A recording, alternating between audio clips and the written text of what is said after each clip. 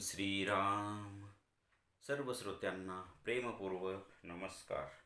श्रोते हो, आपण स्वामी विद्यानंद यांच्या भावार्थ रामायण संक्षिप्त या ग्रंथाच्या आधारे निर्माण झालेला मला भावलेले भावार्थ रामायण अर्थात आत्मपरायण हा ग्रंथ आपण पाहत आहोत. आज युद्धकांडातील अध्याय 35वा मकराक्षाचा वध. ओम श्रीराम. कुंभ राक्षसाचा वध झाल्यानंतर मग तो निकुंभ राक्षस युद्धाकरिता पुढे येतो. तो वानर सेनेवर परिघाचा मारा करतो. त्यामुळे वानर सेनेची गाळण उडते. तेव्हा मग हनुमंत समोर येतात व त्या निकुंभ राक्षसाचा वध करतात. कुंभ व निकुंभाचा वध झालेला ऐकून रावण दुःखित होतो व मकराक्षाला रणभूमीवर पाठवतो.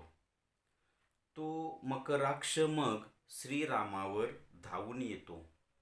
तेव्हा मग तिथे श्रीराम प्रभू एकाच बाणाने त्याचे रथ, घोडे व त्या मकराक्षालाही मारून टाकतात.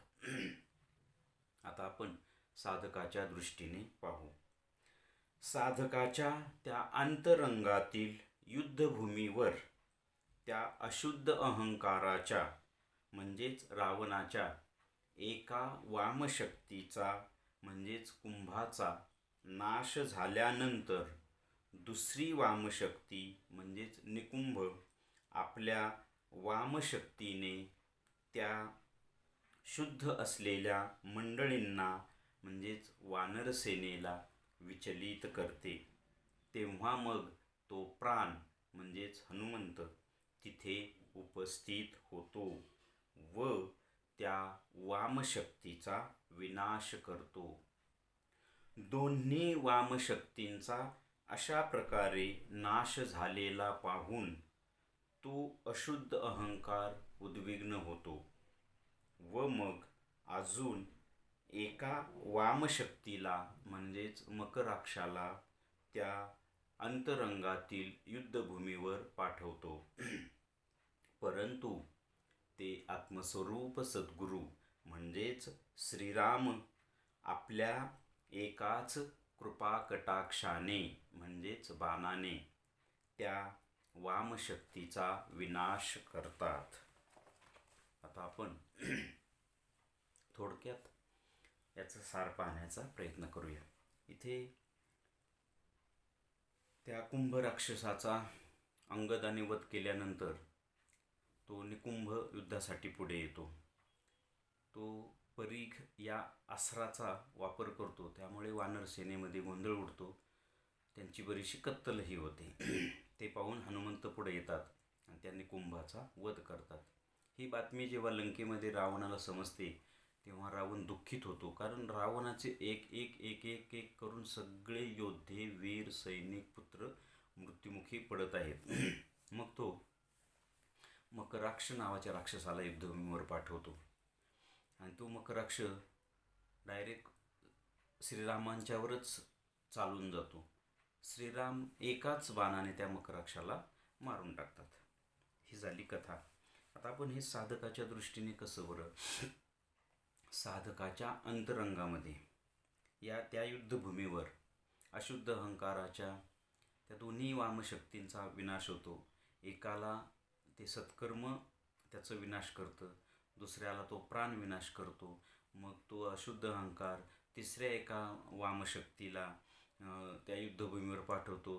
त्याला आत्मस्वरूप सद्गुरू आपल्या एकाच कृपा कटाक्षाने, इथे कथेमध्ये बाण शब्द आहे परंतु साधकाच्या दृष्टीने सद्गुरूंचा कृपा कटाक्ष किती अमोघ असतो की त्या वामशक्तींचा विनाश होतो. आता इथे दोन गोष्टी अशा महत्त्वाच्या आहेत. पहिली गोष्ट, या वामशक्ती आपण सगळ्यांना शब्द वापरलेला आहे. म्हणजे या युद्धकांडामध्ये जे युद्ध सुरू झाले, रावणाकडूनच्या जेवढे योद्धे युद्धाला जातात त्यांना आपण वामशक्ती असं म्हटले. असं का बरं म्हटलं? तर रावणाचं आणि श्रीरामांचं युद्ध हे धर्म आणि अधर्माचं युद्ध आहे. कारण श्रीराम हे धर्माने युद्ध करतात. कशासाठी? तर रावणाने सीतामातांना पळून नेले अधर्माने, पापाने, कपटाने, फसवून. म्हणजेच रावण हा अधर्मी आहे, श्रीराम हे धर्मी आहेत. आणि मग अधर्माच्या बाजूने जे लढणारे आहेत ते सगळे अधर्मीच ना. म्हणजेच ते वामशक्ती, त्यांनाच आपण राक्षस म्हणतोय. राक्षस ही संकल्पना अशी नाही की त्यांचं वेगळं देह आहेत.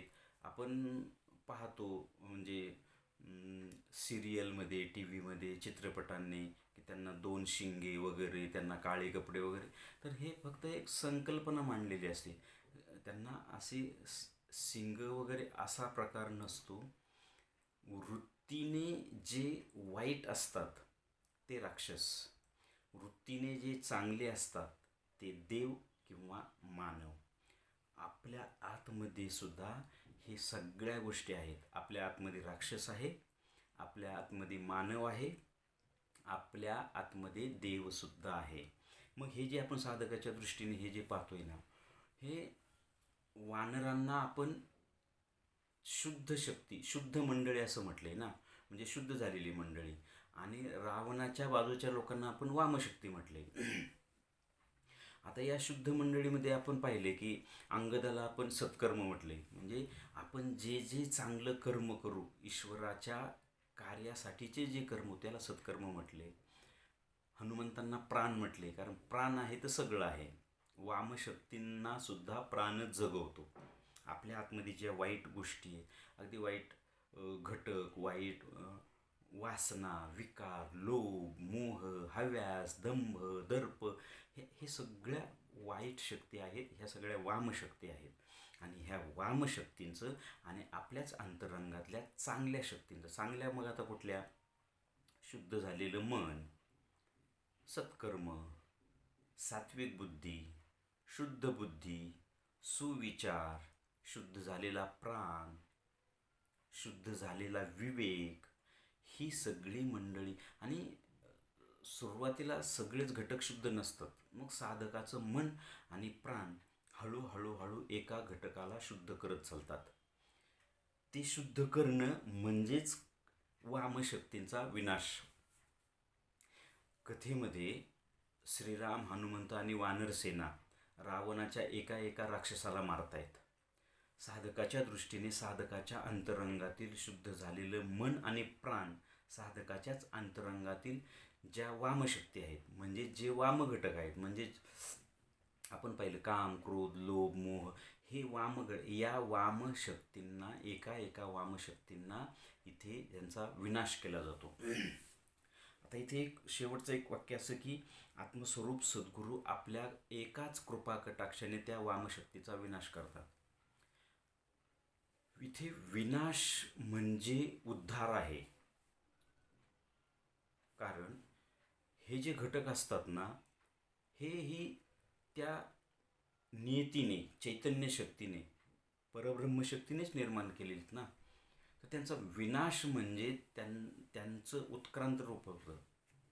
हे बघा, समजा आता आपल्या अंतरंगातील क्रोधाचा विनाश केला, असं इथे क्रोध नावाच्या वामशक्तीचा आपण साधकाच्या दृष्टीने वामशक्ती शब्द वापरले. पण असा आपण जर विचार केला तर माझ्या ठिकाणचा क्रोधाचा विनाश झाला. आता क्रोधाचा विनाश झाला म्हणजे परत या विश्वामध्ये क्रोधच शिल्लक राहिला नाही का? असं नाही होत. तो क्रोध फक्त माझ्यापुरता, माझ्यातून निघून वैश्विक स्तरावर जातो. आणि असं माझ्यासहित या विश्वातल्या सगळ्या मानवजातीने जर क्रोधाचा विनाश केला, म्हणजेच क्रोधाला हाकलून दिलं किंवा क्रोधाला बाहेर काढून टाकलं, तर ते वैश्विक स्तरावर गेल्यावर सगळ्याच मानवांनी असं केल्यामुळे क्रोध नावाची किंवा भांडण नावाची वस्तू शिल्लक राहणार नाही. याचा अर्थ काय? मग भांडण होणारच नाही का? भांडण होणार. भांडण म्हणजे काय? भांडण म्हणजे संघर्ष. इथे आपण जे सामान्य भांडण म्हणतो तो वाद, एकमेकांचं शत्रुत्व. मात्र वैश्विक स्तरावर जर हे सगळे घटक शुद्ध होऊन गेले तर तिथे शत्रुत्व नाही, तिथे संघर्ष असणार आहे, भांडण असणार आहे. पण भांडण कशाचं? उत्क्रांतीचं. वैश्विक स्तराला ईश्वरीय स्तरावर नेण्याचं भांडण. कारण तिथं पण युद्धच ना, भांडणच ना. पण त्या भांडणाचा स्तर हा वेगळा. व्यक्तीच्या माझ्या ठिकाणी जो भांडण निर्माण होतं, मी एका दुसऱ्या व्यक्तीबरोबर भांडण करतो, तिथे माझं शत्रुत्व निर्माण होतं. मात्र तोच घटक जर मी शुद्ध केला, माझ्यातून शुद्ध केला गेला, तो तो घटक वैश्विक स्तरावर जाईल. आणि असं सगळ्याच मानवजातीने केलं तर तिथे शत्रुत्व असणार नाही, मात्र तिथे भांडण असेल. पण भांडण शब्द हा तिथे या अर्थाने घेतला जाईल की तो उत्क्रांतीसाठीचा संघर्ष असेल. इतकं विशाल त्याचं स्वरूप तयार होईल. आणि हेच योगी श्री अरविंदांना या जगासाठी करायचे, की या जगाच्या या प्रत्येक मानवजातीने साधना करून स्वतःच्या अंतरंगातील या वामशक्तींचं किंवा या वाईट घटकांचं शुद्धीकरण करायचं, त्यांना वैश्विक स्तरावर न्यायचं. आणि हा वैश्विक स्तर जो अंधारात आहे, तमामध्ये आहे, वाईटामध्ये आहे, यालाच बदलून ईश्वरीय स्तरावर आणायचं, हे श्री अरविंदांना कार्य करायचं आहे. आणि हे प्रत्येक मानवजातीने करायचे. मी माझ्या ठिकाणी, असं प्रत्येकाने प्रत्येकाच्या ठिकाणी करायचं. अर्थात हे काम खूप कठीण आहे, खूप अवघड आहे. त्याकरता पहिली अशी गोष्ट करावी लागते की मला माझ्या जीवाला, आत्म्याचं ईश्वराची प्राप्ती करून द्यावी लागते. आणि त्यानंतर मग ती आत्म्याच्या शक्तीने माझ्या अंतरंगातील या सगळ्या घटकांचं शुद्धीकरण करायचं. आणि त्याचे महत्त्वाचे हे दोन घटक कुठले? मन आणि प्राण. म्हणून आपण हे पाहत आलो की मन आणि प्राण हे चैतन्यमय, शुद्ध, बलवान आणि सामर्थ्यवान झालं पाहिजे. आणि मग सहाय्य मिळतं त्यात आपल्या अंतरंगातील आपल्या सद्गुरूंचं, म्हणजेच आत्मस्वरूप सद्गुरूंचं. आणि ते तर एका कृपा कटाक्षाने यांचा उद्धार करतात. हे आपण पाहिलंच की आत्मस्वरूप सद्गुरू आपल्या एका कृपा कटाक्षानेच त्या वामशक्तीचा विनाश करतात. इथे विनाश म्हणजेच त्याला उत्क्रांत करतात, त्याला वैश्विक स्तरावर शुद्ध करून पाठवतात. आणि हेच कार्य श्रीरामांनी केलं, सगळ्या अवतारांनी केलं. आणि आपल्याला मानवजातीला सुद्धा हेच करायचे. मग ज्यानं त्याने आपापल्या ठिकाणी हे करण्याचा प्रयत्न करायचा. आपल्या अंतरंगातील आत्मसाक्षात्कार घडवून फक्त मनाला, प्राणाला किंवा माझ्या जीवालाच नव्हे, तर माझ्या अंतरंगातील या सगळ्याच घटकांना आत्मसाक्षात्कार घडवून आणायचा आहे. हे महत्त्वाचं कार्य. बहुतांशी पारंपरिक योगामध्ये आत्तापर्यंत होत गेलं की फक्त माझ्या जीवाला मुक्ती मिळाली की माझं काम संपलं. ह्या बाकीच्या घटकांचं काय? आणि माझ्या अंतरंगामध्ये घटक किती आहेत याची गणतीच करता येत नाही. आपण महत्त्वाचे घटक पाहतो, म्हणजे मन, बुद्धी, चित्त, अहंकार, हृदय, नाडी. किती पेशी असतील आपल्या अंतरंगामध्ये? प्रत्येक पेशीला प्रत्येकाचं स्वतंत्र अस्तित्व आहे. माझ्या अंतरंगामध्ये स्वतंत्र अस्तित्व आहे प्रत्येक पेशीला. दोन पेशीच्या मध्ये पोकळी असते म्हणून त्यांच्यात वेगळेपणा आहे. अशा लाखो करोडो पेशी माझ्या अंतरंगात आहेत. म्हणजेच माझ्या अंतरंगामध्ये असे लाखो करोडो हे घटक आहेत. त्यातले काही चांगले आहेत, त्यातले काही वाईट आहेत. वाईट म्हणजेच वामशक्ती, म्हणजेच राक्षस. चांगले म्हणजेच चांगल्या शक्ती, म्हणजेच देवशक्ती किंवा मानवीय शक्ती. तर मग साधकाने काय करायचं की हळूहळू या महत्त्वाचे घटक शुद्ध झाले की या महत्त्वाच्या म्हणजे मन, प्राण, चित्त ह्या घटकां शुद्ध झाले की ह्या घटकांकडून या बाकीच्या घटकांना शुद्ध करण्याची प्रक्रिया करायची असते. म्हणून संकल्पना ही फक्त संकुचित, म्हणजे फक्त माझ्या जीवाला मुक्ती मिळाली ही संकल्पना इथे अभिप्रेत नाही, इथे अपेक्षित नाही. तर माझ्या संपूर्ण देहातील रोम आणि रोमाला शुद्ध करून आत्मसाक्षात्कारापर्यंत घेऊन जायचे. हे ध्येय आपल्या सद्गुरूंनी आपल्यासमोर ठेवले आणि हेच ध्येय श्री अरविंदांनी जगाच्या समोर ठेवलेलं आहे.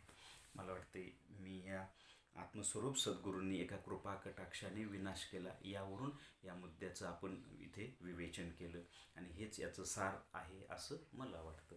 श्रीरामार्पणमस्तु. हरिओम तत्सत. ब्रह्मार्पणमस्तु.